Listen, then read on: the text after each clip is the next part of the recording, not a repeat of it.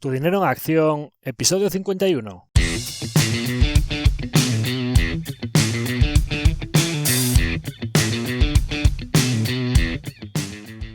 Hola, soy Javier Acción, asesor financiero independiente autorizado y registrado en la Comisión Nacional del Mercado de Valores con el número 149 y asesor del fondo de inversión Acción Global.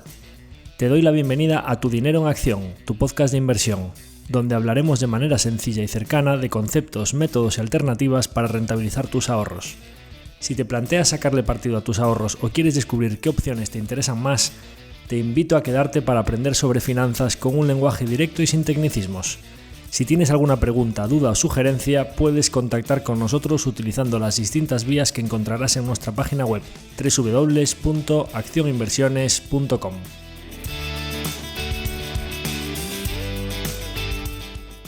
El contenido de este podcast es divulgativo. Las opiniones aquí expuestas son meramente informativas y en ningún caso suponen una recomendación de inversión. Si buscas asesoramiento financiero, debes dirigirte a cualquiera de los asesores autorizados y registrados en la Comisión Nacional del Mercado de Valores. En el episodio de hoy volvemos con uno de nuestros consultorios de dudas de los oyentes, puesto que no hemos hecho ninguno desde el mes de diciembre, si no recuerdo mal, y ya teníamos por aquí varias dudas tanto de fondos de inversión, como de valoración de empresas, como de algunas empresas individuales por las que nos han consultado. Si bien he dicho en diversas ocasiones que no pretendemos que el podcast sea un servicio de análisis a la carta en las que se puedan analizar compañías por las que nos preguntéis, en las que nosotros o no invertamos o no estén en nuestro radar, sí que hay algunas veces que se juntan varias consultas sobre alguna compañía que me puede parecer interesante, o incluso sobre algún sector en general que, sin haber analizado una empresa en concreto, crea que podamos aportar algunas pinceladas que puedan ser de utilidad. Así que pues hoy hablaremos de diferentes cuestiones que creo que pueden ser de interés para la audiencia de Tu dinero en acción. Hablaremos de comisión de éxito y el concepto de marca de agua en los fondos de inversión, hablaremos de elusión fiscal y de la traspasabilidad de los fondos, hablaremos de descuentos de flujos de caja en las valoraciones. Hablaremos de compañías industriales vascas como CAF y Arteche, hablaremos de consultoras tecnológicas como Spyrosoft, Nagarro, EPAM y demás, todo este sector tan de moda en los últimos tiempos. Hablaremos de brokers online como por ejemplo Flatex de Giro y hablaremos también de criptos en general, de empresas mineras y de la situación actual del Bitcoin. Entonces, yendo con ello, tenemos una consulta sobre la comisión de éxito en los fondos de inversión. Nos la realiza concretamente Sergi a través de YouTube y nos preguntaba que cómo funciona la comisión de éxito existente en algunos fondos de inversión y que esto de la marca de agua, que se suele mencionar tanto de comisión de éxito con marca de agua, pero que en general pues como que no está muy bien explicado qué es esto de la comisión de éxito. Y a mí me parece una consulta que es interesante porque creo que no está bien explicado en el sector cómo es el devengo de este tipo de comisión, cómo se va imputando conforme un fondo va teniendo un performance, y creo que este puede ser un buen foro para explicarlo y que quede ya aquí a futuro para que cuando cualquier persona tenga esta duda pues se lo podáis compartir la explicación, ¿no? Y qué es esto de la marca de agua. Entonces, yendo con esta consulta en particular, la marca de agua tiene un nombre que puede resultar bastante intuitivo cuando tú vas echando agua en un cubo y el nivel del agua va subiendo. Digamos que conforme va aumentando el nivel del agua, la marca de humedad o la marca en el cubo de mojado por ese nivel de agua va aumentando, y si tú abrieses un grifo por debajo y vaciases ese cubo, digamos que esa marca de agua va aumentando hasta un nivel, pero que cuando el agua baja de nivel, la marca se queda arriba, es decir, es el nivel máximo al que llegó el agua. O por ejemplo, si lo queremos ver de otra manera, cuando hay una inundación en un sótano, cuando hay una desgracia de estas naturales que vemos en las noticias y se ve como una planta baja de un edificio llega el agua hasta la mitad de la planta o hasta casi el techo y quedan flotando ahí todos los electrodomésticos o todo lo que tenga guardada la pobre gente a la que se le inunda la casa. Cuando se marcha toda esa humedad, cuando se marcha toda esa agua de la inundación, siempre suelen enseñar, mira, hasta aquí llegó el nivel del agua, ¿no? Es decir, marcan, digamos que un nivel pues del barrizal y donde llegó y quedó marcado en la pared hasta donde había llegado ese nivel de la inundación, ¿no? Bien, esa marca de agua que es un nivel hasta cuando va subiendo se va marcando, pero cuando vuelve a bajar se queda establecido ahí. Hasta que no vuelve a sobrepasar el agua ese nivel hacia arriba, esa marca no se vuelve a subir. Vamos a aplicar esto a la rentabilidad de un fondo de inversión. Vamos a tomar, por ejemplo, pues una participación de un fondo de inversión que empiece con un valor de 10. Y vamos a poner pues que el primer año tiene una rentabilidad razonablemente buena y ese fondo pues sube un 10%. Y digamos que pues ese fondo pues 10 más el 10%, la participación tendría que estar a 11 euros por participación. Vamos a excluir de aquí ya la comisión fija porque yo creo que esto es algo que lo entiende perfectamente todo el mundo, ¿no? Es decir, un fondo que tiene una comisión fija pues del 1%, digamos que la participación desde el primer año ha subido un 10% y está de 10 ha pasado a 11, es porque ya descontada la comisión fija ha obtenido un 10% neto. Digamos que si la comisión sobre el patrimonio era de un 1%, en cifras redondas esto es porque el fondo realmente su performance fue del 11%, pero en neto se quedó en el 10, ¿no? Es decir, se aplica un 1% fijo sobre el patrimonio medio que ha tenido a lo largo del año ese fondo de inversión. Y esto se devenga diariamente, es decir, como ya explicamos aquí, cuando expliqué todo esto de cómo funcionaban las comisiones de los fondos, en el valor liquidativo diario dividido entre 365 días por el patrimonio que tiene en cada momento el fondo, se calcula ese 1% anual devengado diariamente. Creo que hasta aquí está claro. Bien, ¿cómo funciona entonces la comisión de éxito? ¿Qué es esto de, oye, mira, un 1% más el 10% de los beneficios? Oyéndonos al extremo, los hedge funds americanos o esto del 2 más 20, que es esta barbaridad del 2 más 20, un 2% fijo más el 20% de los beneficios. No me conformo con cobrarte un 2% todos los años, sino que además, cuando va bien, me quedo el 20% de tus beneficios también. Cuando va mal, obviamente no te entrego el 20% de las pérdidas. Pero cuando va bien sí que tengo esa opcionalidad de participar en tu equity o participar en que tú has asumido el riesgo pero yo me llevo esos beneficios, ¿no? Vaya por delante que en España las comisiones máximas que se pueden aplicar en variables es de un 9% de los beneficios y si vas a aplicar ese variable, la comisión fija máxima que se puede aplicar es del 1,35. Digamos que el mix máximo entre fija y variable es de un 1,35 más 9%. Bien, vamos a olvidar todo aquello que dijimos del 1% y del 1,35 y todo esto del fijo y vamos a ir a la parte de la comisión variable, de la comisión de éxito. Bien, si nosotros llegásemos hasta un 11 de participación desde 10 que veníamos en un caso en el que un fondo no tuviese comisión de éxito, lo que sucedería en este caso, vamos a hablar en cifras redondas de una comisión de éxito del 10%, que es muy sencillo de calcular. Bien, conforme el fondo va subiendo, 10, 10,1, 10,2, 10,3 hasta 11, el porcentaje variable se va aplicando sobre ese beneficio que existe desde 10, que estaba la participación original, hasta 11 que debería estar, y entonces la gestora, aparte de haber descontado ya la comisión fija anual, en cada momento va descontando el 10% de ese 1 de beneficio, que es de 10 a 11, 1 que es el 10% que ganó el fondo, con lo cual al final de ese periodo el fondo ya no tendría una participación de 11, sino que del 1 de beneficio ha obtenido una comisión de éxito del 10%, con lo cual ese 1 se habría convertido en 0,9. Si no ha sucedido nada más, el fondo en vez de pasar de 10 a 11, habiendo aplicado una comisión de éxito del 10%, al final de ese periodo debería estar en 10,9.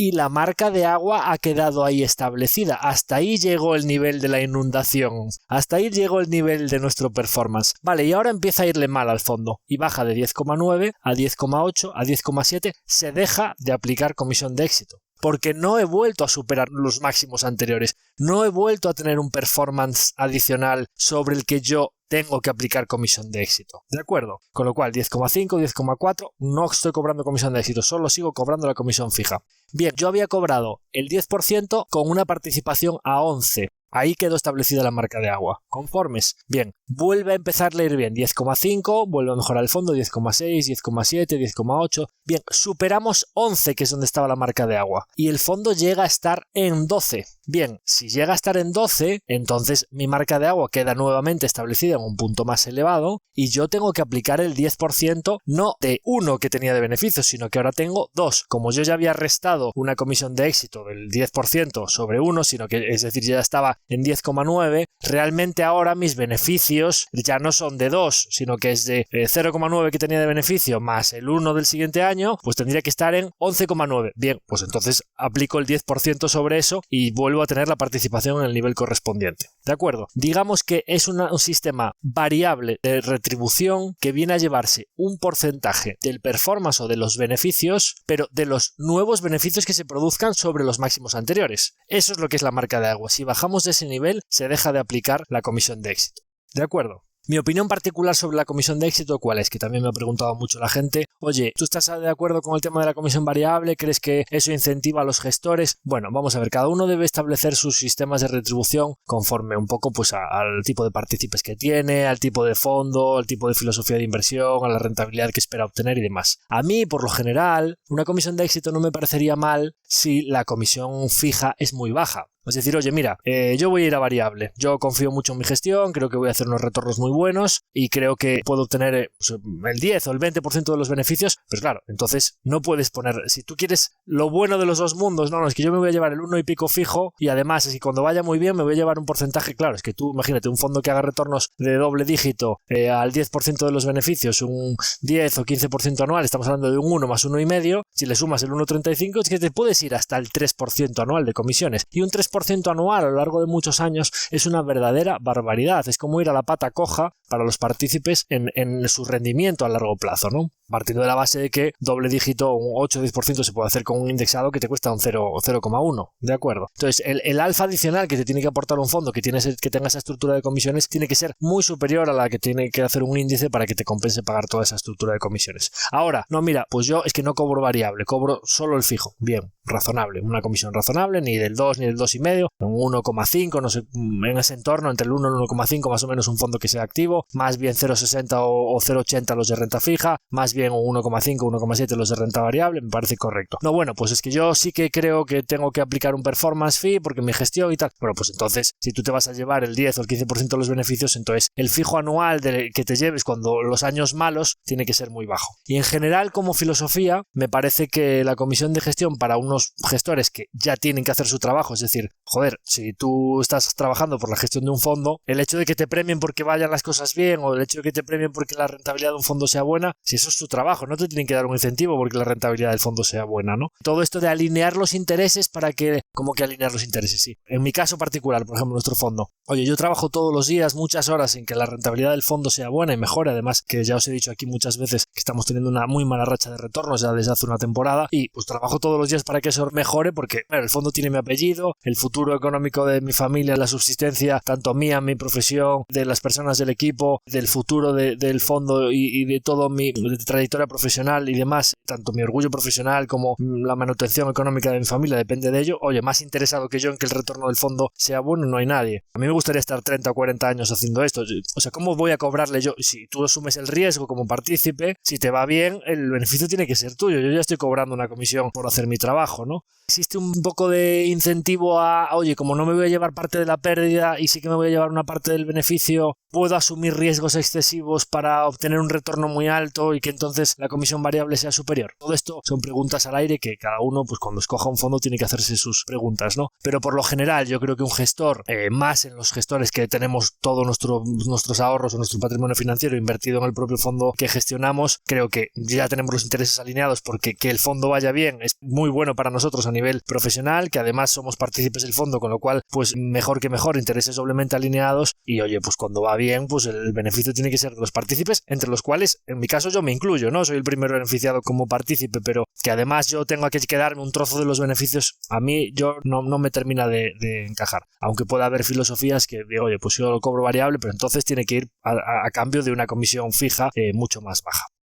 Y ahora tenemos una consulta sobre elusión fiscal, que no evasión, es decir, el arte de intentar pagar los mínimos impuestos posibles siempre cumpliendo la ley. Y es una pregunta sobre ilusión fiscal referente a los fondos de inversión. Es decir, cómo podemos intentar pagar los mínimos impuestos posibles a través de la inversión en un vehículo de inversión, es decir, a través de un fondo de inversión, en lugar de montarnos una cartera nosotros mismos directamente con acciones. Y es una pregunta que me parece muy interesante porque es uno de los aspectos que más sale en las reuniones cuando tenemos visitas de clientes o personas que se acercan y nos preguntan un poco por las particularidades, las fiscalidades de los fondos de inversión. Todo esto de el hecho de que en España existe una ley que permite el diferimiento fiscal para los inversores de fondos de inversión. Importante decir aquí para las personas físicas, es decir, si una sociedad abre una cuenta de inversión, cualquier banco o banca privada, cualquier plataforma, broker online, etcétera, y a nombre de una sociedad, una SL, una SA, invierte un patrimonio X, unos ahorros, lo que sea, en un fondo de inversión determinado, en el momento en el que va a reembolsar ese fondo con unos beneficios, obligatoriamente tiene que pasar por caja de Hacienda, pagar la retención fiscal correspondiente, luego ya irá a su impuesto impuesto de sociedades con el resto de movimientos que tenga para ver si le sale a devolver o a pagar esa retención, o sea, si tiene otros conceptos que le impliquen que tiene que pagar más impuesto o esa retención es más que suficiente o incluso por otros conceptos tienen que devolver una parte de esa retención, pero no tiene la posibilidad de traspasar directamente ese fondo a otro sin que pase el dinero por cuenta y evitando esa retención fiscal, pues del 19 al 28 dependiendo de los tramos, va modificando porque cada vez que modifican la ley del impuesto de ganancias patrimoniales en IRPF pues va cambiando los porcentajes, pero más o menos en función del importe, si son hasta 6.000 euros o si sube de 6.000 va cambiando un poco los porcentajes, pero digamos que en cifras así un poco orientativas entre el 19 y el 27% en función de la cantidad de la ganancia patrimonial, ¿no? Bueno, pero en general la gran mayoría de personas que nos consultan y la gran mayoría también de nuestros clientes son personas físicas, con lo cual sí que podemos disfrutar de esa ventaja fiscal de la traspasabilidad. La traspasabilidad es tan sencillo como decir, oye, pues el ejemplo que le pongo yo siempre a los clientes, oye, es que creo que tengo un dinero que no lo voy a necesitar 3-5 años vista en adelante. Bueno, pues claramente si tú crees que no vas a necesitar un dinero en esos años, en 5 años, por ejemplo, claramente ese dinero es susceptible de invertirse en una cartera con un porcentaje alto en renta variable, porque puedes soportar volatilidad intermedia, porque no vas a tener la necesidad de rescatar ese dinero en el peor momento. Puedes permitirte soportar volatilidad intermedia para ir a por el mayor retorno de esa renta variable. Oye, resulta que a lo mejor no de manera inmediata, pero creo que en un plazo de 2-3 años vista es bastante probable que me compre una casa, que me vaya a hacer un máster al extranjero, o tengo un hijo que se va a ir a estudiar a Estados Unidos y tiene 16 años, le quedan un par de años de bachillerato y a los 18 se va a ir a estudiar fuera y necesito, caray, tu universidad en Estados Unidos tiene un coste bastante alto y necesitamos tener ese dinero disponible para hacer frente a ese. Pues oye, necesito pasar ese patrimonio a muy conservador, porque claramente si voy a tener que tirar de ahí ya no soy perfil de renta variable, pero no me interesa pasar por caja de Hacienda ahora, puedo intentar diferir esa pérdida y a lo mejor tengo otra pérdida patrimonial y quiero compensarla. Todo esto de decidir nosotros cuándo pasamos por caja de Hacienda. O por poner un ejemplo, la comparativa típica entre un fondo de inversión de una cartera que nos gusta, de un gestor que nos gusta porque tiene una filosofía acorde a la nuestra, y entonces en vez de montarnos nosotros la cartera con acción H, I, Z correspondientes en nuestra cartera directamente invirtiendo en acciones, lo hacemos a través de un fondo de inversión, sea activo, sea pasivo, y buscamos ese diferimiento fiscal a largo plazo de que dentro de la cartera del fondo, cuando se produce, oye, pues porque llegó a la valoración correcta, o no, pues porque era un error de inversión, por lo que sea, cuando deciden vender una compañía, dentro de un fondo de inversión el pago de impuestos es del 1%, es como prácticamente no pagar. Sin embargo, si yo en mi cartera particular tengo esas acciones H y Z y decido vender una compañía de esas en mi cartera, yo tengo que pasar por caja de Hacienda y pagar, como decíamos, entre el 19 y el 27% en función del porcentaje, o sea, del importe de ganancia patrimonial que tenga. ¿Y esto por qué es tan relevante? Claro, porque la gente me dice, oye, Javier, pero si tú tarde o temprano vas a pasar por caja de Hacienda, porque tú puedes ir moviéndote entre diferentes fondos, o no, tener un fondo durante 20 años, y cuando vendas ese fondo porque necesites el dinero al final, el 19 al 27% vas a tener que pagar ese porcentaje de impuestos. Oye, Javier, ¿qué más me da a mí si voy a tener que pagar ese 19 al 27% tarde o temprano? ¿Qué más me da pagarlo al final de todo o ir pagando cada año ya un trocito, ¿no?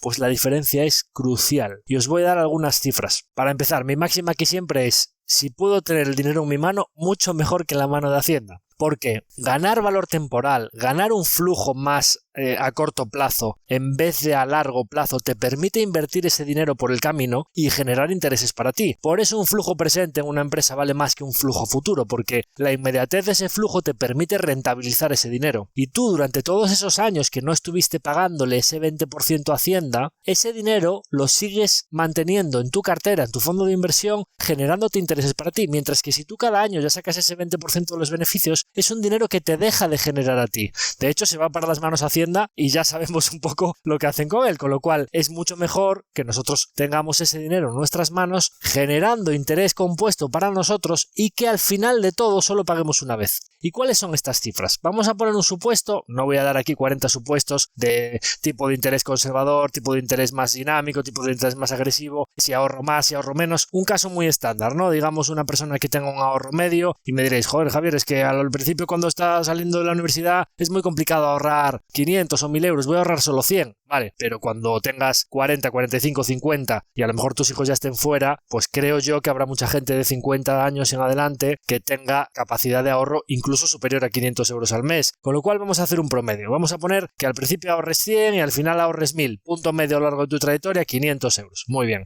Vamos a poner que, oye, para montarnos una cartera de fondos, una cartera de acciones, digo yo que nadie debería plantearse todo esto por menos de 10.000 euros, ¿no? Si tienes 1.000 euros y lo quieres dividir en 10 acciones o en 10 fondos, pues ya vas a tener 100 en cada uno, es que no te va a compensar ni las comisiones. Vamos a decir que una cartera de 5, 6, 7 activos, oye, pues que mínimo que 1.500 o 2.000 euros por activo. Vamos a poner un punto inicial de 10.000 euros para empezar a invertir. Creo que es una cantidad muy razonable para todo el mundo. Cogemos el típico plan de ahorro a largo plazo que se hace, oye, pues termino la carrera, me pongo a trabajar, me empiezo a montar mi carterita y empiezo a ahorrar todos los meses. 25 años. ¿Por qué los planes son de 40 años siempre? De los 25 que empiezas a trabajar hasta los 65 que te jubilas. Ojalá nos jubilásemos a los 65, pero vamos a mantener ese caso base de 40 años, probablemente sea a los 67, a los 68, cuando sea, pero 40 años, de los 25 a los 65. Bien, 10.000 euros en el punto inicial y un ahorro de 500 euros al mes, vamos ahorrando, pues oye, 6.000 euros al año, vamos a tener un interés, vamos a poner que en uno de estos fondos activos o un ETF, lo que da el mercado de renta variable a largo plazo, de un 8 o 10%, y vamos a hacer un poco ese pago de impuestos anual de, oye, yo tengo mi cartera y conforme voy obteniendo esos beneficios y voy rotando esa cartera, yo tengo que pasar por caja de Hacienda y de los intereses tengo que pagarle un 20% anual a Hacienda. ¿De acuerdo? Bien, hacemos el escenario y tenemos que si yo pago un 20% de impuestos anual a lo largo de toda mi carrera, obteniendo un 10% de interés y ahorrando 500 euros al mes con una cartera inicial de 10.000, al final de los 40 años vamos a tener un ahorro generado por nosotros de 10.000 en el punto inicial más 500 al mes por 12 meses son 6.000, pues 6.000 por 40 años son 240.000 más 10.000 que yo tenía, he ahorrado 250.000 euros. Bien, ¿cuáles son los intereses que yo he generado a lo largo de toda esa carrera? Pues 1.900.000 euros. Ya descontados unos impuestos de 380.000 euros que he pagado todos esos años. Con lo cual, al final de todo, con esa maravilla de interés compuesto del 10% anual, esa bola de nieve maravillosa que me ha permitido generar unos intereses muchísimo más altos que mi ahorro, es decir, 1.900 frente a 250.000, ya vemos qué cantidad se genera en interés frente al ahorro, esa es la maravilla del interés compuesto, pero como he tenido que pasar por caja de Hacienda cada año, al final tengo una cartera de 1,7 millones de euros. 1,7, 1,8, 1.770.000 me sale aquí en el Excel. Bien, he pagado 380.000 euros de impuestos, pues oye, al principio como tenía unos intereses de 1.000, pues el 20% de 1.000 pues eran 200 euros de intereses, pagué el primer año de impuestos a Hacienda, ¿no? El segundo año ya tenía una carterita de 16.800 porque tenía 10.000 más 6.000 que ahorré, más 800 de los intereses libres de impuestos, 16.800. Oye, pues el segundo año generé un interés de 1.680, sobre los cuales ya tengo que pagar unos impuestos de 336. Vamos haciendo el Excel y resulta que al final tenemos una cartera de 1.771.000 euros. Bien, vamos a hacer ese mismo escenario con el mismo ahorro, con el mismo interés compuesto, pero vamos a diferir el pago de impuestos hasta el final de todo y en el año 65 yo me voy a jubilar, rescato todo el dinero y pago de golpe el 20% de impuestos a Hacienda, solo en una vez. Y claro, pues los 200, los 300 y pico, los 400 y pico del año 1, año 2, año 3, en vez de irse a la caja de Hacienda, siguen generando intereses para mí, para que veáis el poder del interés compuesto a largo plazo y para que veáis la gran diferencia que supone tener el dinero en nuestras manos en vez de las manos de Hacienda durante tantos años, durante toda esa bola de nieve enorme que genera el interés compuesto. Bueno, lógicamente mi ahorro es el mismo. Teníamos 10.000 euros y ahorrábamos 500 al mes. Sigo teniendo a lo largo de los 40 años 250.000 euros ahorrados por mí. ¿Cuáles son los intereses generados a lo largo de esos años sin pasar por caja de Hacienda? 2,8 millones de euros. Y entonces en ese momento vamos a rescatar. Claro, sobre unos intereses de 2.800.000, cuando voy a pagar el 20% solo una vez, me encuentro que el 20% de 2.800.000 son 570.000 euros. Claro, me dices, Javier, pero si estás pagando más impuestos. Antes me habías dicho que pagabas 380.000 euros de impuestos a lo largo de mi carrera y ahora estoy pagando 570.000. Es decir, es mejor para las arcas públicas porque en una sola ocasión pagas una cantidad superior, pero la maravilla del interés compuesto, de que tú durante todos esos años hayas tenido esos impuestos que no pagaste rindiendo para ti, implica que frente a unos intereses de 1,9 millones en el caso A, en este caso tenemos 2,8 millones de euros, que aunque le descuentes unos impuestos de 570.000 en vez de 380, implica que tú al final de tu carrera profesional tendrías una cartera valorada ya neta de impuestos de 2,5 millones frente a 1,7 del caso A. de 1,7 a 2,5 estamos hablando en un 50% de variación, es decir, 800.000 euros de diferencia que tienes en tus manos, incluso habiendo pagado más impuestos a Hacienda por la maravilla del interés compuesto y la maravilla del diferimiento fiscal.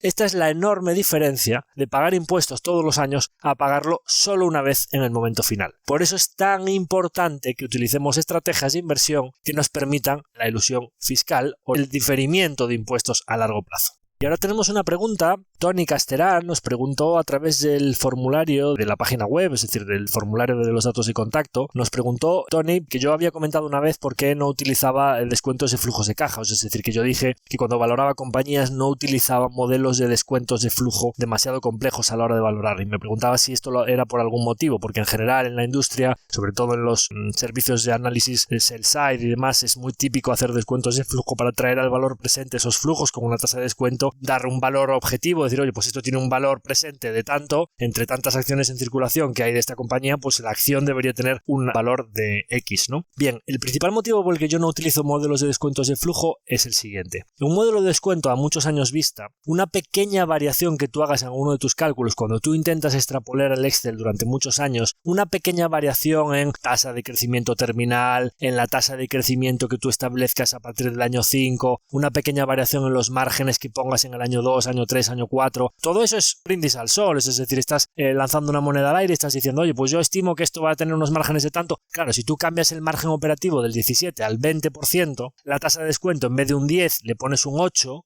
quiero decir, el Excel te va a dar lo que tú quieras que te dé y la sensibilidad a la valoración presente en un descuento de flujos es muy alta a los pequeños inputs que tú puedas modificar. Con lo cual, al final, los modelos de descuento de flujos, por lo general, tienden a darte lo que quieras que te den y por eso los sell side y los analistas y todo esto de los precios objetivo y demás, recientemente lo veía, me lo mandaba un compañero, Morgan Stanley, ¿no? Es que cuando las acciones de Meta se fueron a 80, Morgan Stanley decía que valían 70 o 90 dólares. Y de repente se van a 200 y dice que valen 220. ¿Cómo en 6 meses un modelo de descuento de flujos? No, porque como despidió de empleados le recortamos el OPEX y entonces metimos un margen de tal. Pero vamos a ver, ¿qué modelo de descuento de flujos puede valorar un 100% en la valoración de una empresa que de repente el precio objetivo sea del doble en 6 meses? Eso lo han hecho porque la acción ha subido y estaban lejísimos de su precio objetivo y entonces estaban quedando fuera de la foto y modificaron 4 inputs en su modelo de descuento y les dio lo que ellos querían que le diesen. ¿Entendéis? Eso lo primero. Y después lo segundo.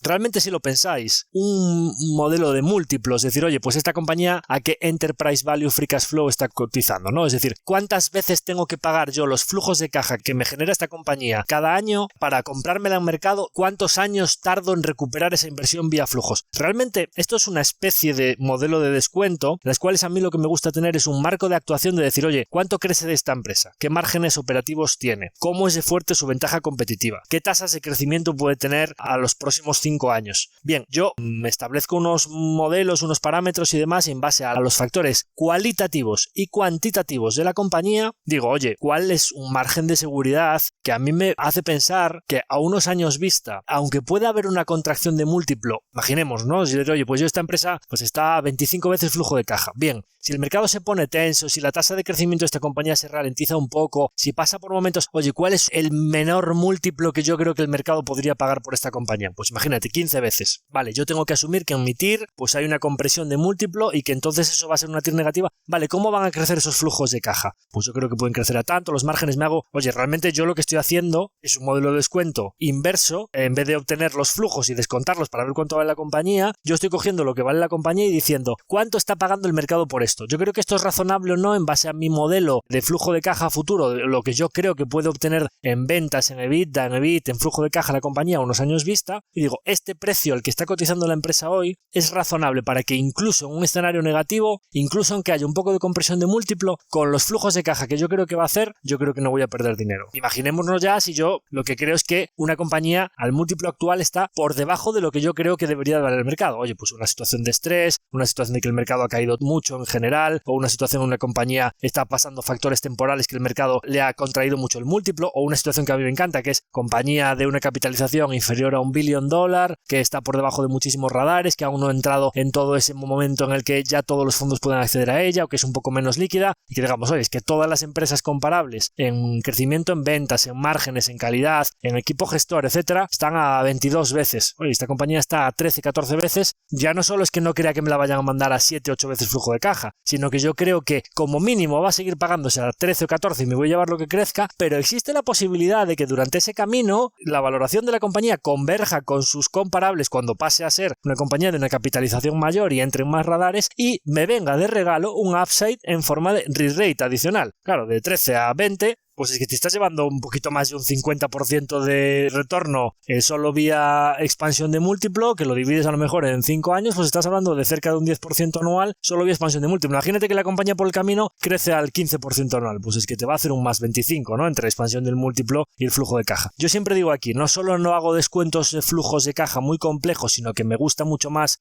valorar las compañías por múltiplo, lo que sería la misma. Oye, pues 15 veces Enterprise Value, flujo de Free Cash Flow. Pues oye, pues es que el Free Cash Flow Yield, ¿no? La inversa. Oye, ¿cuánto es este flujo de caja entre lo que es el Enterprise Value o el Market Cap, dependiendo si la compañía tiene deuda o no? Pues es un yield del 6%. Eso es una métrica, el Free Cash Flow Yield, o cuánto me paga como accionista este yield, o cuánto me paga esta compañía vía flujo de caja, para compararlo con las alternativas disponibles. Oye, es que el bono americano está al 4%. Pues oye, esta compañía que me esté dando un yield del 6, creciendo al 15% anual compuesto, 6% de yield más 15% de crecimiento, si el múltiplo no cambia, esta compañía dentro de 5 años me debería haber compuesto al 6 que me voy quedando de flujo de caja más el 15 que me compone, pues al 20 y pico %. Está muy bien teniendo en cuenta que mi alternativa libre de riesgo es un 4, ¿no? Entonces, bueno, pues ya veis cómo me gusta pensar en este modelo de múltiplos, free cash flow yield, descuentos de flujos de caja, la imposibilidad que hay de, oye, un flujo de 2032, pero quién sabe, vamos a ver, pero si a principios de 2020 nadie tenía ni idea de lo que iba a pasar en 2 meses, si ahora con todo lo que está pasando con los bancos, hace 3 meses nos dicen que van a estar los bancos americanos, Credit Suisse, UBS, toda esta película que está pasando, pero si la gente no tiene ni idea de lo que va a pasar a 3 meses vista, ¿quién coño sabe cuál va a ser el flujo de caja de una compañía en 2032? O sea, es que es un brindis al sol absoluto. Por eso los modelos de descuentos de flujo, que le cambias, claro, una compañía le cambias la tasa de descuento del 10 al 8% y te sube la valoración un 25%. Es que es una verdadera barbaridad, ¿no? La sensibilidad de los modelos de descuento. Con lo cual, por eso me gusta pensar en términos más generales. No me gusta hacer estos modelos en los que, como se suele decir, el Excel lo aguanta todo y va a darte lo que tú quieras que te dé. Vamos ahora con varias consultas sobre compañías concretas. Vamos a empezar con Industria Vasca. Como nosotros tenemos una inversión en NBI Bearings, como sabéis, que hemos hablado aquí muchas veces de ella, nos consultan sobre 2 compañías de Industria Vasca. La primera pregunta es sobre CAF, esta compañía que se llama Auxiliar de Ferrocarriles, que es tan mítica de mercado continuo español. Y me pregunta uno de los oyentes sobre esta compañía, me dice, oye, esta compañía me parece una empresa de la leche, o tal vez no, comenta. O sea, que parece una empresa muy buena o tal vez no, y que además está cogiendo cada vez más cuota de mercado y que se está posicionando correctamente en el cambio de movilidad. Y la otra compañía, las voy a unir un poco porque la respuesta es bastante similar en los 2 casos. Y la otra compañía es Arteche, que es una compañía que diseña, fabrica y suministra equipos y soluciones eléctricas enfocadas a las energías renovables y redes inteligentes, tanto en España como en el extranjero, y principalmente pues transformadores de tensión de potencia, relés ferroviarios, redes digitales para redes tanto de ferrocarril como para parques fotovoltaicos, todo este tipo de componentes de media y alta tensión para que es un poco pues la red eléctrica y la generación de energía renovable, ¿no? En principio pues este negocio pues parece que con la electrificación pues puede tener un claro viento de cola. Entonces pues las compañías que lo hagan bien, como cuando hablamos aquí de Alfen, de la empresa holandesa de tanto transformadores como baterías como cargadores, pues en principio podrían tener un impulso importante en sus ventas. ¿Por qué lo junto con CAF? Una empresa como pues más históricamente del mercado continuo industrial y demás. Porque aquí el factor común es que este tipo de compañías, cuando tienen a sus empleados en el País Vasco, sus costes laborales son más elevados que los de Corea o los de China, y cuando su producto no tiene una gran diferenciación frente a los de países productores, precisamente pues como estos, ¿no? Corea, en el caso de los trenes, pues estás peleándote con las empresas, con Alstom, con Siemens, con los coreanos, con Samsung, pues con muchas compañías compañías que tienen un nivel de ingeniería igual o superior y con unos costes laborales pues iguales o inferiores, ¿no? Y al final cuando tú vas a hacer el metro de un país o el tren de alta velocidad de otro país, pues acuden todas las empresas, muchas veces en UTE o un temporal o empresas en conjunto, un acuerdo entre varias compañías que van a un concurso, y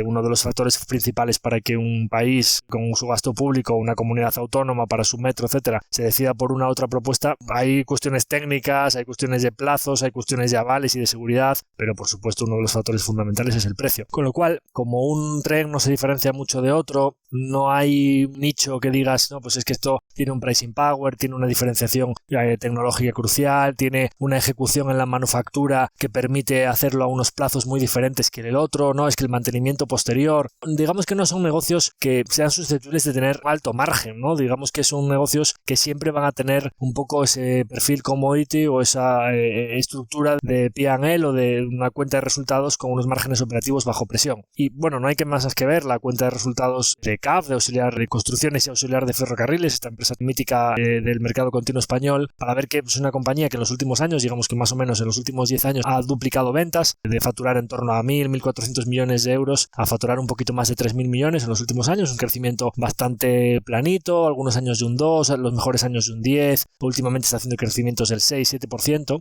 Y los márgenes operativos, una empresa que en los mejores años ha tenido márgenes del 7-8%, ha tenido años muy buenos, por ejemplo 2017 fue un año de márgenes muy buenos, hizo márgenes del 10%, y recientemente desde el 10% de márgenes operativos que hizo en el año 2017, estos últimos años está haciendo márgenes operativos del 4-5%. ¿Esto qué implica? Que siendo una compañía que a nivel de ventas lo está haciendo muy bien, oye, pues es que ha duplicado ventas y está haciendo el mismo EBIT que hacía hace 8 años. ¿Me explico? Es decir, es una compañía que cuando facturaba 1.400 millones hacía de EBIT 100 o 120 y ahora mismo está facturando 3.000 millones y está haciendo de EBIT 130. Bueno, pues hace mucho que no miro, estoy mirando su cuenta de resultados, la tengo aquí delante, ¿de acuerdo? Hace mucho que no miro la acción. No me hace falta extrapolar demasiado, ni hacer aquí rocket science, ni ningún modelo de descuento de flujos para imaginarme que en los últimos 8 años, y lo voy a mirar aquí mientras lo estoy diciendo, pues efectivamente desde el año 2014 las acciones están planas. ¿Por qué las acciones están planas en el año 2014? Porque el EBIT desde el año 2014 está plano. ¿Qué posibilidades veo yo de que si esto es lo que ha sucedido ya en todos los ciclos? Ha pasado un Brexit, ha pasado un COVID, ha pasado un 2008, todos estos ciclos, ¿no? Ha habido buenas, ha habido malas, pero si la compañía tiene sus márgenes bajo presión y aunque sigue ganando contratos y demás, pues tiene que ir reduciendo lo que pricea los contratos, pues las posibilidades de que estas acciones sean un multibagger a lo largo de los años pues son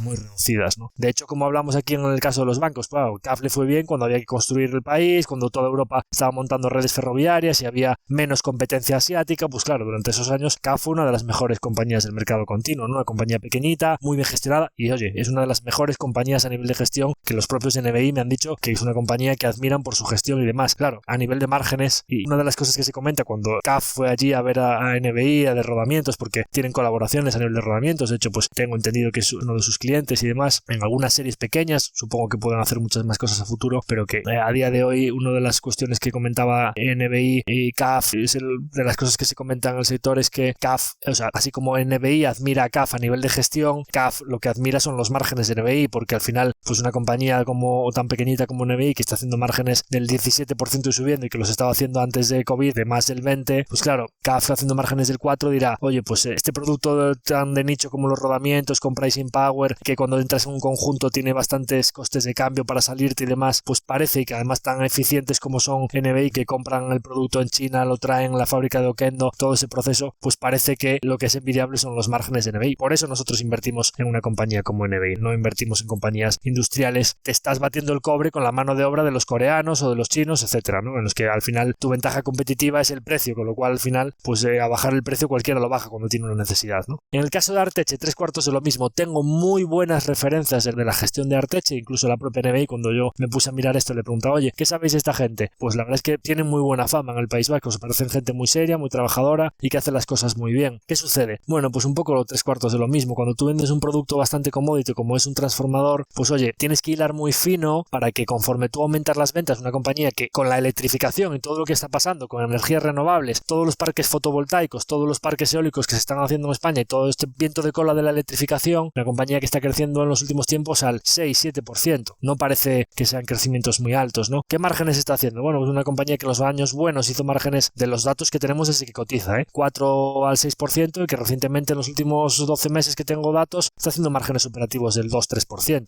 Una compañía que desde que salió a cotizar, aumentándole las ventas, le ha caído el EBIT, ¿no? Oye, que puede a futuro cambiar todo esto y ser una compañía que le exploten las ventas, que le exploten los márgenes y tal. Podría ser. No tengo visibilidad suficiente para saber que esto va a suceder como para plantearme invertir en una compañía en la que veo que el nivel de gestión tiene que ser excelso para aún así estar peleándose, dándose cabezazos contra el hecho de que su producto es commodity a nivel internacional, ¿no? Cambiamos radicalmente de sector y nos vamos a consultoras IT o consultoras tecnológicas o desarrollo de software, cloud y demás. Y nos vamos a una zona geográfica además también bastante distinta de lo que estábamos hablando de España, del mercado alternativo, del MAP o ahora llamado BM Growth o mercado continuo, y nos vamos hasta Polonia, ¿no? Un mercado del este pues que también está bastante de moda porque hay bastantes, como la tasa de descuento en Polonia, pues si queréis mirad lo que está pagando Polonia por sus bonos. Ya decíamos que Estados Unidos, España o Alemania pues habían subido mucho lo que estaban pagando, pues mirad un poco los países del este que estén cerca del conflicto de Rusia y Ucrania, pues mirad lo que están pagando, como para no haber, si el gobierno, tu tasa libre de riesgo te paga un 6 o un 7%, pues como para no haber empresas que estén a un free cash flow yield del 10 o del 12%, pues es normal que las haya, ¿no? Pero en general, pues eso es un buen entorno, un buen caldo de cultivo para encontrar buenas empresas cotizando a precios atractivos, ¿no? Y me preguntan por Spyrosoft, que es una compañía que me comenta que, bueno, pues a raíz de que como están muy de moda las Nagarro, EPAM y demás, Rubén Núñez a través de YouTube nos hace esta consulta y nos dice, oye, pues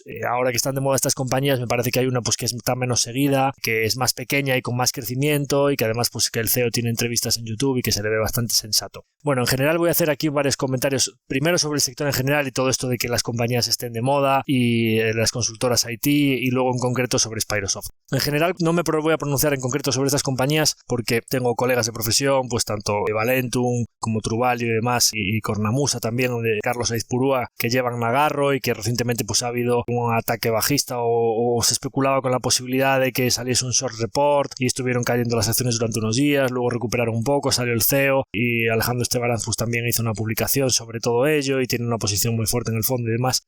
Estoy casi seguro de que si personas a las que respeto tanto tienen una opinión positiva sobre la compañía y es gente que hace muy bien su trabajo y que hace análisis muy profundos, las posibilidades de que sea una buena compañía y de que el CEO sea de fiar y de que las cosas terminen saliendo bien pues son muy altas, ¿no? Pero en general a mí lo de que ya empiecen el comentario, la pregunta diciéndome ahora que están tan de moda estas compañías, bien, ahí ya empiezo a mirármelo todo con un poquito más de recelo, ¿no? El hecho de que haya muchos inversores publicando sobre una compañía o de que haya muchas personas mirando una compañía, por lo general a lo largo de mi historia como inversor, y nos ha pasado con compañías en el fondo pues que las teníamos nosotros y las tenían muchos otros inversores, y como que había una opinión generalizada en la comunidad de que algo iba a ir bien y demás, y ya no solo en mi caso, o sea, en mi carrera he visto muchas veces una opinión de consenso sobre algo que terminaba sucediendo lo contrario, y he visto muy pocas veces una opinión de consenso sobre una compañía en la que muchos inversores particulares o fondos y demás estuviesen posicionados en un sentido de una compañía y que fuese un final feliz de película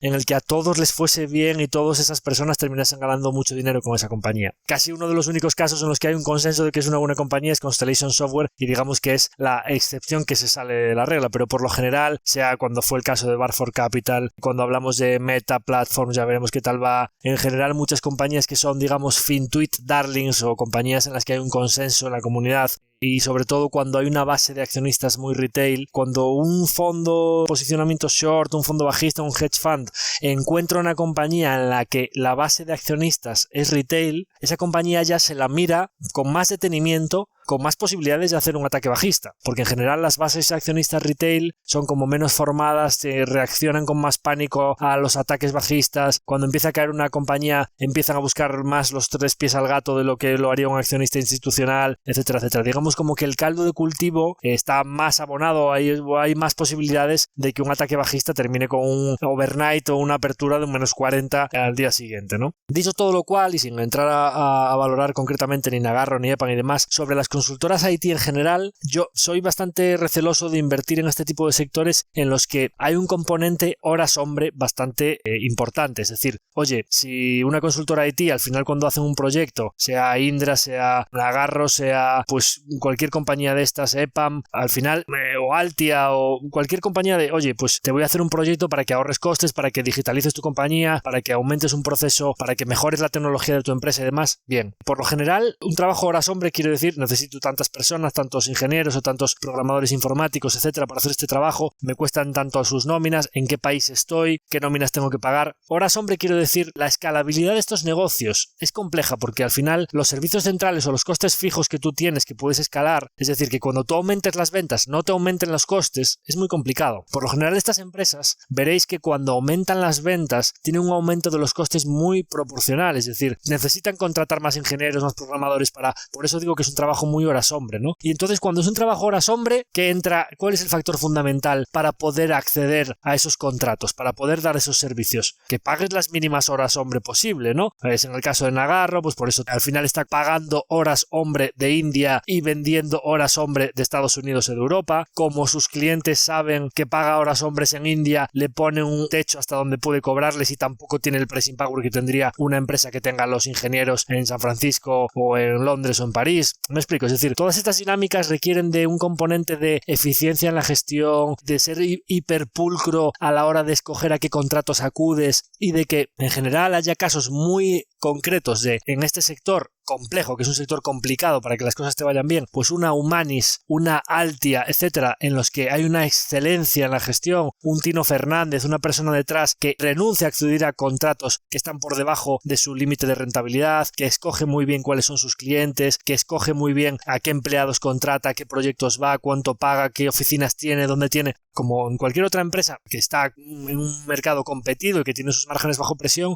conseguir que la empresa le vaya bien y que tenga un crecimiento rentable a base de la eficiencia y de la excelencia en la gestión, ¿no? Entonces, dicho todo lo cual, Spyrosoft, y vamos a hablar de Polonia ya en general, nosotros no podemos invertir en Polonia por una cuestión burocrática de un tema regulatorio, de que la gestora pues no tiene ficha, y ya cuando ya me mandan una empresa de Polonia en general, ya no me la miro porque digo, ya no vaya a ser que me guste, porque como en el fondo no podemos invertir en Polonia, de hecho si pudiese invertir en Polonia, ya hace tiempo, incluso antes de invertir en Embracer, ya hace tiempo que tendríamos una empresa en cartera que se llama Playway, que me gusta mucho, que es una incubadora de pequeños estudios, que es súper interesante porque son juegos de presupuesto muy bajo, en los que tienen el upside, es como un campo de semillas súper atractivo, en los que tienes mucho potencial a juegos de pequeñito presupuesto, juegos indies que se pueden volver virales, y además es que escogen muy bien qué juegos lanzan y tienen una tasa de éxitos altísima. Es una compañía que me gustaba mucho, con el management jugándose pasta, o sea, me encantaba. Y ahí fue cuando me dijeron, no podemos invertir en Polonia, me cachis en la mar, pues tengo que dejar de mirarme compañías polacas, ¿no? Dicho todo lo cual, Spyrosoft pinta bastante bien, o sea, cuando miras una compañía que tiene tasas de crecimiento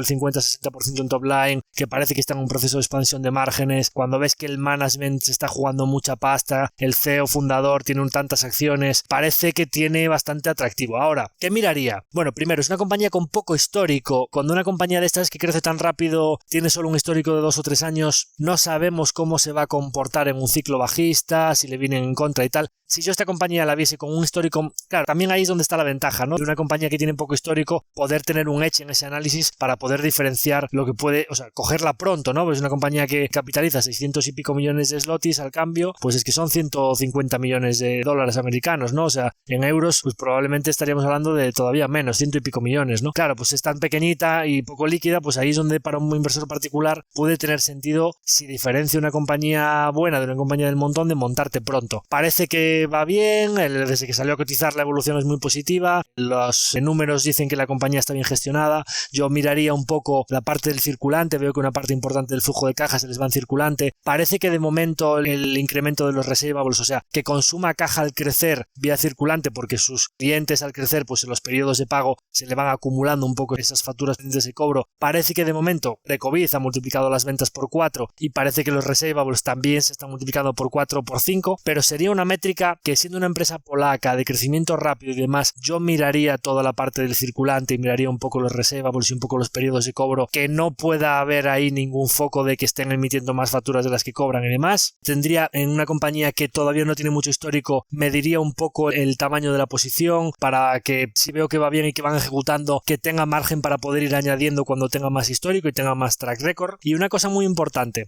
cuando tú ves que una compañía, pues en la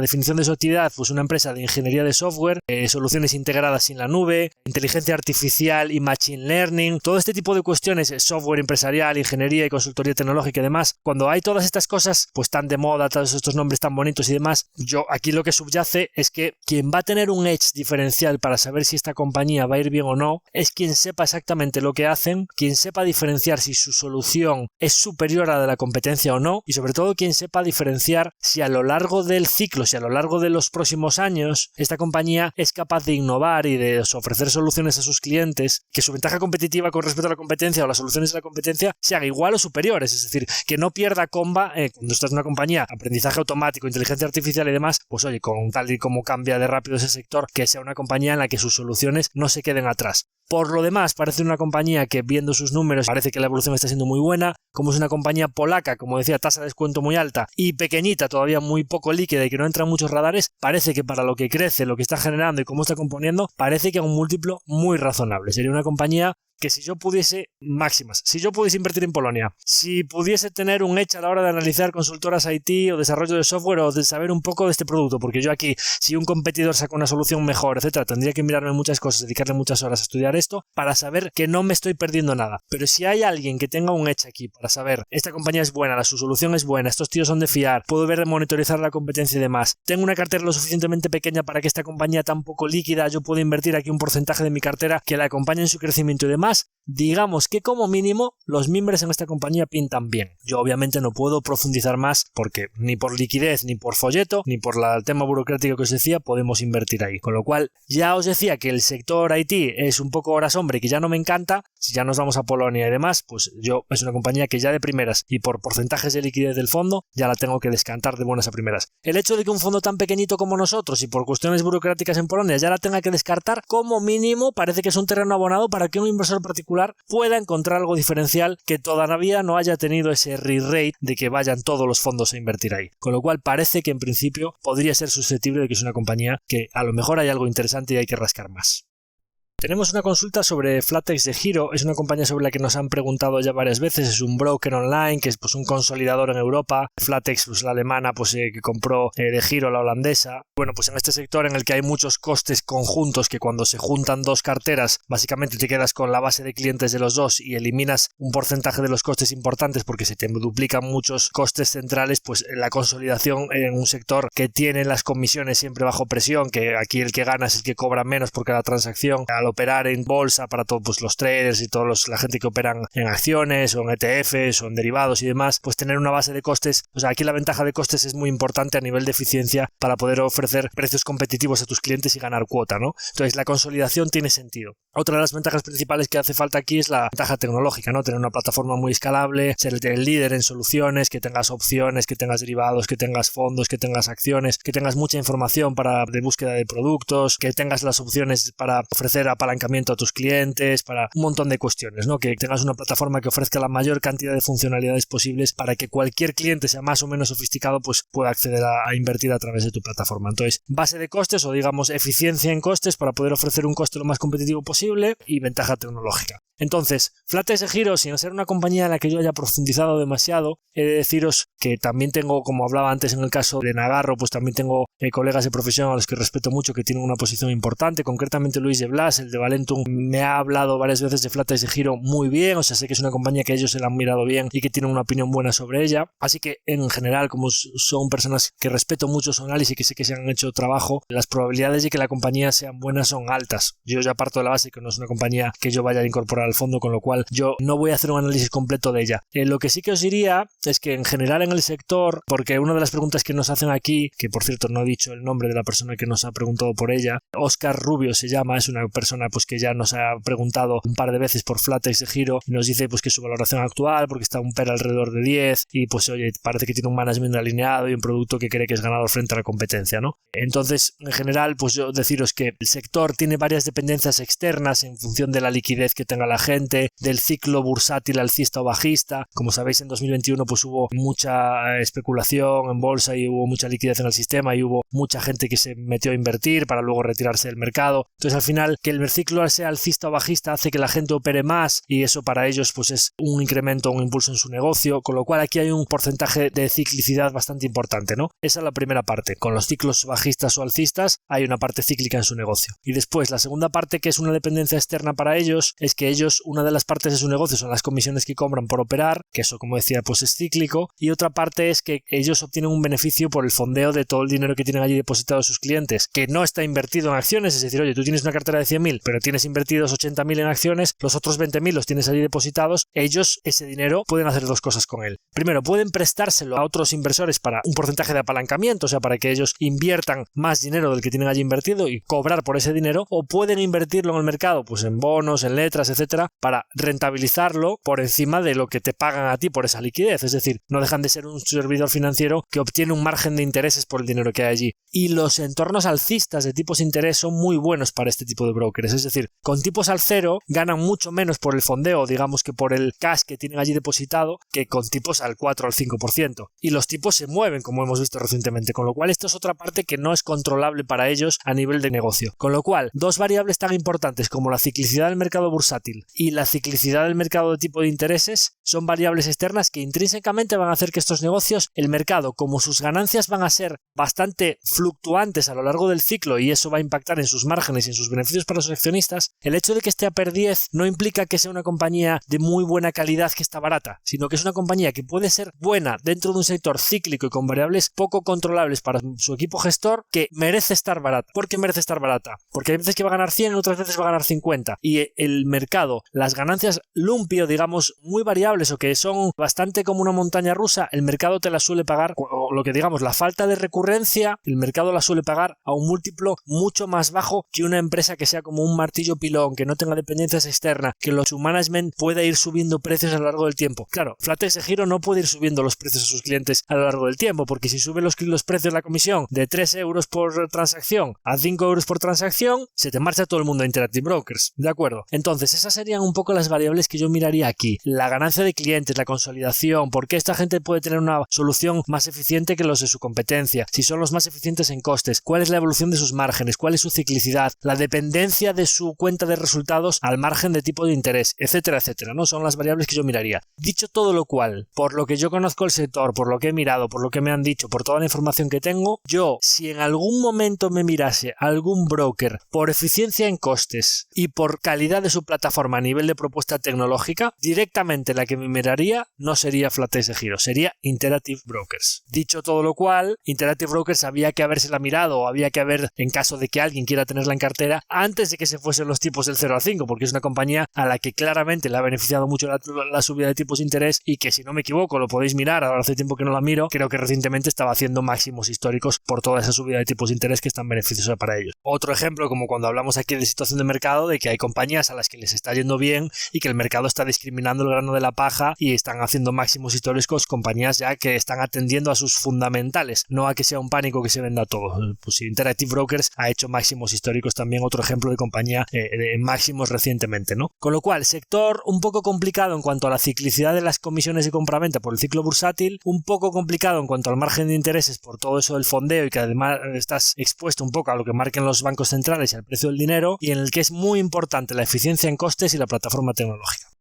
Y la última consulta que tenemos hoy es sobre criptomonedas y sobre empresas de minado de Bitcoin y de otro tipo de criptoactivos. Es una consulta en la que José Antonio García, a través de YouTube, nos preguntaba, oye, tema interesante sobre el que podías hablar sería todo lo relacionado con la tecnología blockchain, empresas mineras de Bitcoin y sobre el propio Bitcoin, pues como divisa, como valor refugio, como reserva de valor y demás. A ver, tu opinión sería muy interesante. Bueno, en general decirle a José Antonio, que no sé si lo había escuchado ya, pero como me hace esta pregunta de que saber mi opinión sobre los criptoactivos y la tecnología blockchain sería interesante, entiendo que no ha escuchado el capítulo de la primera temporada, concretamente el capítulo 12 de Tu Dinero en Acción. Tenemos un capítulo de lo que sería la serie divulgativa, en la que hablamos de diferentes categorías en las que invertir y que hablamos de las particularidades de cada tipo de activo. En ese episodio 12, emitido el 26 de febrero de 2022, comentamos, el capítulo se titulaba Invertir en activos digitales, y fue una pequeña toma de contacto con las criptomonedas, redes, NFTs, explicando un poco de manera sencilla e entendible el por qué considerábamos que esta tecnología tenía sentido, y que pues un poco la conclusión de aquel episodio era que parece que tenía sentido como concepto el Bitcoin, un poco la tecnología que subyacía a nivel de blockchain en cuanto al suministro limitado, al coste incremental que suponía un minado de una unidad adicional, a un activo digital muy seguro, transferible de manera muy inmediata en un mundo en el que la reserva fiat o la cantidad de papel moneda que hay en circulación no para de aumentar y que cada vez el valor de un papelito pues es inferior, ¿no? Pues todo este mundo de la inflación y de un poco de lo engorroso que tener que ir con papel físico a hacer un pago y demás. Entonces, dicho todo lo cual, no vamos a hacer aquí una tesis de Bitcoin de ahora porque está volviendo a subir o de empresas de minado, sino que voy a dar unas pinceladas adicionales para esta pregunta que nos está haciendo nuestro oyente José Antonio García sobre la tecnología blockchain y las empresas mineras de Bitcoin. Empezando por la parte mala, o un poco lo que yo descartaría, sería todo el tema de empresas mineras. Es complejo, ¿no? Las empresas mineras en general, como su propio nombre indica, si ya no me miro mineras de carbón como para minarme mineras de Bitcoin. Quiero decir que en general lo que hablamos de horas hombre, aquí es horas luz. O sea, es decir, oye, una empresa de minado de Bitcoin con el coste incremental, la subida de la luz, o sea que cada unidad de minado adicional cuesta cada vez más, las tarjetas gráficas, ya sabemos lo que ha pasado con Nvidia recientemente, el coste de la energía y demás, oye, va a tener la ventaja competitiva para minar una unidad adicional de Bitcoin el que consiga las tarjetas gráficas y tenga el coste de la luz más barato, con lo cual que las granjas estén en China o en países emergentes donde el coste de la energía es más bajo, tiene más sentido que en países desarrollados donde el coste, pero al final es convertir, por eso tiene sentido el Bitcoin en cuanto a que estás pagando por esa factura de la luz para convertirlo en criptos y estás convirtiendo dinero en un dinero digital, o sea, es como quien paga la excavadora y el diésel y los ingenieros y los mineros que están allí sacando cada unidad de oro, cada pepita adicional, que conviertes una reserva de trabajo, de horas de trabajo en una pepita intercambiable. Pues por eso el Bitcoin tiene sentido en cuanto a que estás convirtiendo horas de energía y tarjetas gráficas y demás en una unidad intercambiable a nivel global, ¿no? Entonces, la empresa minera, ventaja competitiva cero, poner tarjetas gráficas a minar y gastar en horas de luz, con lo cual, empresas mineras de Bitcoin ya directamente las descartaría todas, porque pues van a estar muy expuestas a que sube el precio del Bitcoin, sube, ¿vale? Pues lo mismo, sube el precio del carbón, te sube la minera de carbón, cae el precio y realmente es muy complicado tener una visión sobre lo que va a hacer el precio del Bitcoin a corto plazo. Oye, a largo plazo, oye, pues probablemente quien quiera tener una visión alcista sobre el Bitcoin va a eliminar ciclicidad o va a, digamos, tener a largo plazo una tasa de composición mayor en un negocio que no depende de los precios de que se te amorticen las tarjetas gráficas, que tengas que comprar otras más modernas, que sube el precio de la luz, que baja el precio de la luz, que el ordenador, que tengas que estar allí invirtiendo en CAPEX para mantener, pues oye, si quieres invertir en oro, pues encuentras la mejor minera de oro o directamente cómprate el oro y no estés expuesto a que si la junior, si el desarrollo, etcétera, y a todas esas trampas de valor que se pueden ir pisando por el camino, ¿no? Entonces, en cuanto a la tecnología blockchain y al Bitcoin en general, recientemente ha habido un par de dinámicas que me parecen interesantes y he puesto en Twitter recientemente en un proceso de risk-off como el que hemos visto recientemente, en el que todo lo que ha pasado con los bancos, todo lo que ha pasado recientemente con el sector financiero, con los mercados cayendo muy fuerte, etcétera, parece que el Bitcoin estaba mostrando una resiliencia bastante fuerte. Es verdad que al caer los tipos de interés o ver un poco el cambio de paso de la Reserva Federal en el que tienen que aumentar la liquidez en el sistema y bajar un poquito los tipos de interés o dejar de subirlos, por decirlo, no bajarlos, pero simplemente dejar de subirlos, pues eso es alcista para un activo que siempre ha tenido una correlación bastante importante con el Nasdaq, con los activos tecnológicos o los activos, digamos, de duración a los que les impacta tanto que les suban los tipos de interés, ¿no? Pero sí que es verdad que ha visto un par de dinámicas recientemente en el Bitcoin que por primera vez desde hace mucho tiempo el oro sí que se movía un poco más como activo refugio, que si cuando había un proceso de risk-off o un proceso de tipos de interés reales negativos, el oro se se veía claramente beneficiado, pero por lo general no se movían de la mano el oro del Bitcoin, sino que el Bitcoin se movía más con el Nasdaq y el oro se movía más como activo refugio cuando venían mal dadas, ¿no? Y durante estas últimas semanas hemos visto un Bitcoin muy fuerte de la mano de un oro muy fuerte, y hemos visto también un Bitcoin fuerte de la mano de un proceso de risk-off muy importante en el mercado. Y la gente, no, risk-off en Dow Jones o en empresas industriales o en empresas financieras. El Nasdaq, desde donde viene, tampoco ha tenido un proceso de risk-on demasiado importante. Parece que la semana pasada, con las financials cayendo, el Nasdaq hizo un 4 o un 5%, pero si el Bitcoin hizo más de un 40%. Quiero decir que parece como que el proceso en el que China reduce la tasa de reserva de depósitos para su sector financiero, la Reserva Federal parece como que va a pivotar o a dejar de subir tan fuerte los tipos porque tiene que empezar a mirar al sector financiero y a sus bancos regionales que están quebrando, Europa con Credit Suisse y demás. Que los activos de crecimiento lo hagan bien, pero los financials lo hagan regular. Todo este proceso en el que el oro, la reserva de valor, el valor refugio, y que parece que muy claramente vuelven a tener que meter liquidez en el sistema, barra libre de liquidez, garantizando los depósitos y demás, digamos que es un poco bajista para la reserva fiat o para los valores papel moneda, parece como que es bastante bueno para refrendar la propuesta de valor del Bitcoin. Digamos que esto es una dinámica, ¿no? Una dinámica en la que deja tanto de comportarse como un activo de riesgo solo vinculado al Nasdaq y parece que, oye, la Reserva Federal intenta subir tipos de interés, empieza a quebrar varias entidades, no, pues ya no puedo subir tanto los tipos y tengo que volver a meter liquidez, es como, oye, pues un activo como el Bitcoin parece claro que con sus unidades limitadas a largo plazo parece que debería tener un comportamiento razonablemente bueno. Esa es la primera de las dinámicas. Y la segunda dinámica es que recientemente, cuando pasó todo esto de los depósitos y resulta que incluso una stablecoin, que se llama, que es como una criptodivisa estable para transacciones muy vinculadas al dólar, que esto que es, oye, pues recordáis lo que pasó con Luna, que tenían sus reservas, era como una criptodivisa estable vinculada con sus garantías en otra criptodivisa, con lo cual al final pues estabilidad ninguna, porque si se empieza a mover la criptodivisa que tú tienes de reservas, pues tu divisa estable puede tener una pérdida de valor muy importante. Pero USDC, las stablecoins más fiables que existen, pues tienen una reserva de valor directamente en dólares americanos, ¿no? Que por un dólar americano que ellos tienen depositado, emiten una criptomoneda exactamente igual que un dólar, que es como, oye, vamos a convertir dólares en criptos para tener todas las ventajas de los criptos, pero soportadas por una reserva de valor de divisas fuertes como el dólar americano, ¿no? Bueno, pues lo que pasó recientemente es que uno de los bancos que tuvo un problema es el Silicon Valley Bank, tenía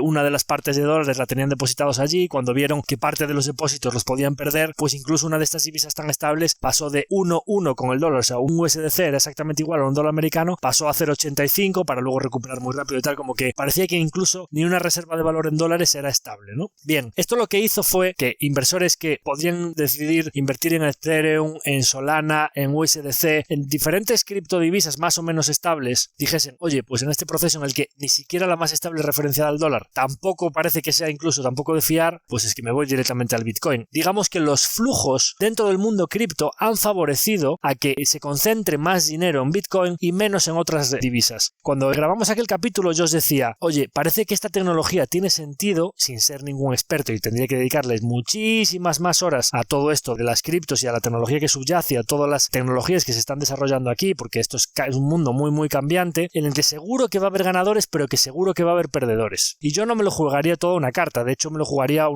una cesta muy diversificada de muchas cartas para que si dentro de muchos años esta tecnología funciona bien, que tengamos esa opcionalidad de que una o dos nos hayan ido muy bien y que hayamos multiplicado exponencialmente nuestro dinero. Y además invertiría cantidades muy pequeñas que podamos permitirnos perder si toda esta tecnología no va adelante, ¿no? Pero parece que pues hay unas dinámicas un poquito más defensivas en Bitcoin en cuanto a que se ha posicionado un poquito más como el oro de lo que solía hacer, obviamente beneficiadas porque los tipos de interés parece que dejan de subir y que la liquidez parece que va a tener que volver a aumentar, con lo cual para una reserva de unidades limitadas parece que claramente es positivo, pero también unos flujos internos que están favoreciendo al Bitcoin frente a otras criptodivisas menos estables. Dicho todo lo cual, ¿cómo jugar todo esto? Nosotros os había dicho que teníamos una pequeña semillita en CoinShares, que es una compañía sueca que institucionaliza la inversión en Bitcoin para clientes de fondos, hedge funds, private equities y demás que quieren tener una patita en criptos, y que pues era como una especie de melting ice porque su fondo principal tenía unas comisiones muy altas y estaba cayendo. Me gustaba mucho su campo de semillas, que sabían mucho de diferentes tecnologías y ellos sabían dónde tenían que invertir y demás, ¿no? Es una compañía que conforme cayó el Bitcoin cayó muy fuerte también, y que recientemente pues oye, pues el Bitcoin lleva un 60 y pico % year to date y esta compañía pues lleva casi un 70% year to date. Digamos que el poder invertir en una compañía cotizada que se mueva a la par de Bitcoin, eso sí que lo estamos teniendo, o sea, sí que estamos teniendo esa exposición. Pero es verdad que tiene un poco el viento en contra del melting ice, del cubito de hielo derritiéndose, de que su principal fondo está teniendo redemptions o está teniendo haciendo reembolsos a lo largo del tiempo porque tiene unas comisiones más altas que la media, y así como durante el año sube un poquito más que el Bitcoin en el proceso de recuperación, en el mercado bajista también ha caído más de lo que cayó el Bitcoin. Desde el Bitcoin a un año vista está en menos 35 y esta compañía está en menos 50 en un año, con lo cual en solo un año ha perdido 15 puntos con respecto al performance del Bitcoin, que incluso cogiéndonos a una de las mejores del sector, que es una cesta de activos que tiene opcionalidad y demás, que sí, que oye, que si a largo plazo una de esas semillitas que tiene plantadas en el sector le va muy bien, probablemente pueda conseguir retornos como el Bitcoin o superiores, pero que a corto plazo en los procesos de mercado bajista, también incluso en el ciclo bajista que ha vivido las criptos, también te comes que incluso te puedas tener una compañía de estas que caiga más de lo que ha caído el Bitcoin, aunque ahora en la recuperación posterior suba más de lo que está subiendo el Bitcoin. Pero que con esto, ¿qué quiero decir? Se hablaba de MicroStrategy, oye, Bitcoin leverage, joder, pues para comprarte un Bitcoin leverage, cómpratelo tú con deuda y apalancalo tú, no tienes que estar convirtiendo en una compañía cotizada, ¿no? Al final, ¿esto qué era? Como había fondos que no podían invertir en Bitcoin, pues me busco la fórmula para invertir en algo que tenga exposición a Bitcoin pero que cotice y que me lo hago como si fuese una acción del Nasdaq, ¿no? Bueno, pues hay diferentes estrategias, pero yo todavía no he conseguido encontrar a día de hoy una fórmula para que nosotros podamos tener una exposición clara, limpia y sencilla a Bitcoin a largo plazo, una semillita o a todo lo que es la industria, que no sean empresas mineras sin ninguna ventaja competitiva, que no sea en empresas apalancadas que coticen, que al final tengan una cesta de Bitcoins. No me gusta, o sea, me gustaría encontrar algo que sea muy limpio y que haya una generación de valor detrás y que nosotros veamos una exposición al sector de criptos a largo plazo con opcionalidad de crecimiento, pero que no sea un juego de suma cero en el que haya trampas de valor, en el que pues haya empresas competidoras que te puedan montar la minería al lado y que tengan un coste de la energía más bajo y que te quiten la cuota, o sea, que al final produzcan el Bitcoin más barato que tú y que entonces tengan mejores márgenes y esa exposición a toda esa ciclicidad de que sube, que baja el precio y demás. Es decir, como os decía en su momento, sector sobre el que yo tengo una visión positiva a largo plazo, que creo que puede tener sentido, pero que es difícil de jugar, difícil de encontrar empresas que tengan exposición a todo esto de manera limpia y sin pisar trampas de valor, y sobre todo en el que va a haber ganadores, pero en el que seguro que, y ya lo estamos viendo desde que yo grabé aquel capítulo, se volatilizó Luna, ahora las stablecoins tampoco se están viendo volat, o sea, es decir, en el que va a haber ganadores, pero en el que claramente va a haber perdedores, con lo cual cuidado con este sector. Con este mensaje terminamos el episodio de hoy. Espero que os haya gustado el consultorio número 6, en el que hemos hablado tanto de cuestiones de gestión de cartera como de fiscalidad, como de diferentes empresas, como de criptos y demás. Si os ha gustado y queréis que haya alguna persona en la que alguna de las preguntas que hemos respondido en el consultorio de hoy le pueden parecer interesantes, os agradezco mucho que lo compartáis, que nos sigáis en Spotify y que nos valoréis con 5 estrellas para alcanzar esa valoración de 500 valoraciones de 5 estrellas. Y muchísimas gracias por estar ahí cada semana y por el feedback que nos dais, que es muy importante para nosotros, y gracias por estar ahí. Me despido de todos vosotros hasta la próxima semana. Un abrazo muy fuerte a todos.